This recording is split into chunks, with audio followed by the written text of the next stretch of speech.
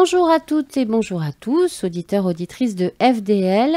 Nous nous retrouvons avec les membres de l'association Simplement pour parler cette semaine de la vergerette du Canada. C'est poétique comme nom. Bonjour, c'est Odile. Oui, qui bonjour. nous parle, bonjour Odile, qui nous parle de cette plante. À quoi ça ressemble déjà? C'est une plante que l'on rencontre beaucoup ces années-là, je trouve. On en trouve le long des trottoirs, on peut en voir le long des trottoirs, un peu partout. Ouais. Dans le jardin. Oui, ça aussi. ressemble à quoi? Pour l'instant, en ce moment, elles sont fleuries. Donc c'est une grande plante qui... On dirait un plumeau, non? Presque, oui. Et c'est des toutes petites, je dirais des toutes petites marguerites, c'est pas le mot, mais des petites fleurs blanches et jaunes au bout. Vraiment toute petite. Ouais. Ah oui, oui, petite. Ouais. Plusieurs fleurs. Comme des petits... Oui, c'est ça, comme une grande tige avec des petits... des feuilles un peu en feu d'artifice, on va dire. Et en effet, au sommet, des petits feux d'artifice de petites marguerites, comme tu dis, Odile. Oui, c'est une bonne description. Bon, on mettra une photo. Voilà.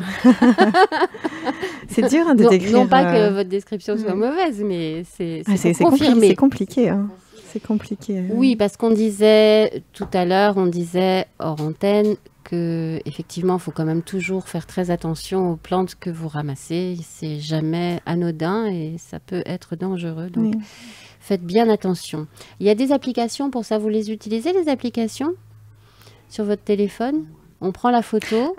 Alors, il faudrait s'en méfier quand même. Il faut s'en méfier. Oui, parce qu'en fait, ça fonctionne avec, c'est une grosse base de données. Oui. C'est beaucoup d'informations mises ensemble et des fois, ce sont des approches globales ce sont des caractéristiques globales de la plante qui sont prises en photo. Oui. Et des fois, ce sont vraiment des subtilités, des petits détails qui ne sont pas photographiés, qui permettent de faire la différence entre deux espèces.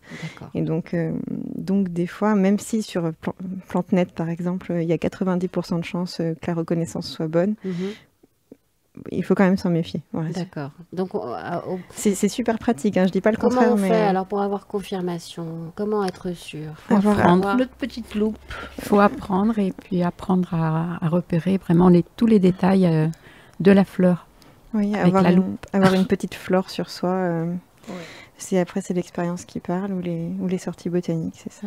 Voilà. Et la loupe est très utile des fois. Oui, pour certains détails. Oui. Et aller voir un herboriste. Une herboriste. Ou un botaniste. En l'occurrence, pour la reconnaissance des plantes, plutôt le botaniste. Bon, on ne trouve pas partout des botanistes, on n'en a pas toujours sous le coude. Hein. Non, mais il y a une sorte... on en a un professionnel qui vient de temps en temps faire des sorties dans le coin. Il y a une sortie prévue peut-être au mois d'octobre. Là, on n'a pas encore la thématique, mais... D'accord, vous nous donnerez le programme, il sera annoncé dans l'agenda local. Ça marche très bien. Très bien. Odile, on revient vers vous pour cette vergerette du Canada. Quelles sont ses propriétés? Ses propriétés, elle en a beaucoup. Elle est diurétique et elle nettoie bien les reins quand il y a une infection urinaire. Il faut l'accompagner de temps en temps, il faut l'accompagner quand même avec une autre plante, la bruyère, le genièvre, mais tout simplement du thym que tout le monde a dans son jardin, en principe. Elle stimule l'évacuation de l'acide urique. On pense souvent que l'acide urique, c'est que la goutte, mais c'est aussi l'arthrose, l'arthrite. On peut l'associer au cassis et à la reine des prés pour ces douleurs, l'arthrose, l'arthrite. Il faut la ramasser avant la floraison, couper la partie aérienne et détacher ces petites feuilles dans le sens inverse. D'accord, donc on se sert de quoi? On se sert des feuilles. De la feuille. Il faut la ramasser avant qu'elle soit fleurie. D'ailleurs, quand elle est fleurie, souvent les feuilles sèchent. Elle aime l'eau et ses feuilles sont très très grandes. Mais après, quand elle est en fleur... c'est terminé. Oui, c'est marrant. La tisane, c'est 30 grammes par litre. 3-4 tasses par jour, toujours si c'est pour un problème que l'on veut pas éliminer, mais accompagner un diagnostic de docteur, quoi. On peut la manger. On peut la manger en salade? En salade, crue, en salade, dans le potage, dans un gratin. Ça veut dire que ces plantes-là, si on s'en sert en salade, elles vont avoir la même efficacité. Donc, il faut peut-être faire attention aussi quand même.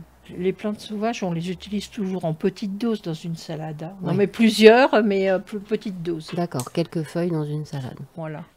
De toute façon, quand on parle des propriétés d'une plante, c'est souvent à effet très doux. Et c'est justement, je disais tout à l'heure que les tisanes, on les prend plutôt pour accompagner à coup de 2-3 tisanes par jour. C'est sur du long terme, parce que justement, l'effet est très doux. Donc, en manger une fois par-ci, par-là, en salade, Ça va pas ça nous... changera pas D'accord, grand-chose. ça va pas nous faire de mal.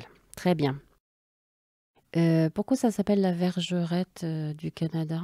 Alors, ça vient du vergerette, je ne saurais pas vous dire, mais il me semble que c'est une plante qui a été importée du Canada et qui se trouve très heureuse en France et qui a tendance là à venir envahir un peu partout. En ce moment, oui, voilà. on en voit partout. Ah oui, Oui, j'en ai oui. plein de jardins, moi. Et d'après ce que je sais, il y a un nom populaire, c'est la queue de renard.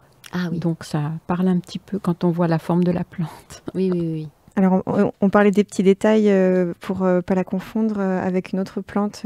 En plante invasive aussi qu'on trouve par chez nous, il y a la vergerette de Sumatra qui ressemble beaucoup à la vergerette du Canada, si ce n'est que en fait, la fleur de la vergerette du Canada a un cœur jaune et un tour de petites ligules blanches, alors que la vergerette de Sumatra est exclusivement jaune. Et comme c'est petit, on peut le voir à l'œil nu, mais observer à la loupe, ça permet d'être sûr. Donc voilà, il y a une plante qui ressemble beaucoup et qui... Et elle a d'autres propriétés, cette vergerette de Sumatra? Je ne saurais pas vous dire. Bon. Je ne saurais pas vous dire. D'accord. A priori, Alors, pas toxique, mais d'accord. C'est pas la même. c'est pas la même. C'est pas la même. À Donc noter. faites attention. Et est-ce qu'elle a le même vert? Parce que le vergerette du Canada est vert cendré. L'autre aussi. Pour moi, les deux se ressemblent énormément. C'est vraiment la fleur qui permet de faire la différence. Et il me semble aussi qu'il y a à regarder les poils sous les feuilles, mais je n'ai pas plus d'informations que ça. La fleur, par contre, c'est un critère certain. Voilà. Très bien, merci beaucoup. On se retrouve la semaine prochaine avec une nouvelle plante totalement inconnue pour moi. Mais c'est le plaisir justement de découvrir toutes ces plantes sauvages. Merci beaucoup, à la semaine prochaine.